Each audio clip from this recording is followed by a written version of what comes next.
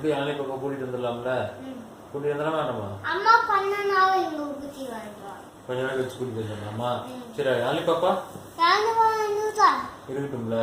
இப்போ யானை பாப்பா யார் பார்த்துக்குவா? அது மாதிரி கிளியராக சொல்லிட்டீங்கன்னா நம்ம கூட்டிட்டு வந்துடுவேன்.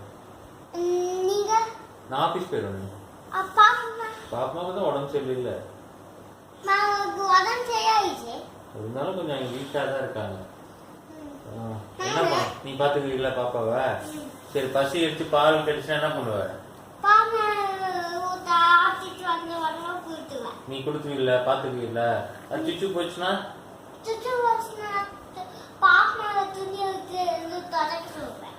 நீ என்ன பண்ணுவ?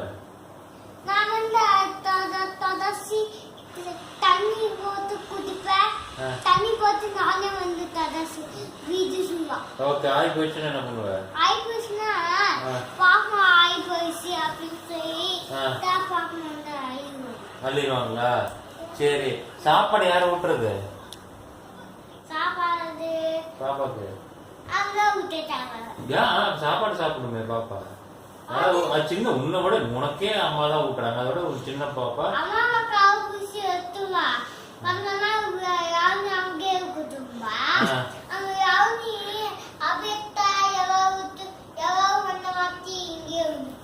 சரி யானி பாப்பா இங்க வரும் கூட்டிட்டு வந்ததுக்கு அப்புறம் யார் சாப்பாடு ஊட்டுறது அதை சொல்லு. அபியத்த வரமாட்டாங்க. அவங்களுக்கு அந்த வேலை இருக்குல்ல கல்விச்சுல. அதனால யானி பாப்பா சாப்பாடு நீ ஊட்டுவியா? சாப்பாடு நீ ஊட்டுவியா? ஏன்னா யானி பாப்பாட்ட நான் இதெல்லாம் சொல்லிதான் கூட்டிட்டு வரணும். யானி பாப்பா அவனை பிரகாபாயை நல்லா பாத்துக்குவான், அவனை வந்து சாப்பாடெல்லாம் உனக்கு ஊட்டிடுவான், இது பண்ணுவான் அப்படின்னு சொல்லி நீ ஊட்டி சாப்பாடு ஊட்டியில? டேய் சாப்பாடு ஊட்டியே மாட்டியா? சரி ரைட்.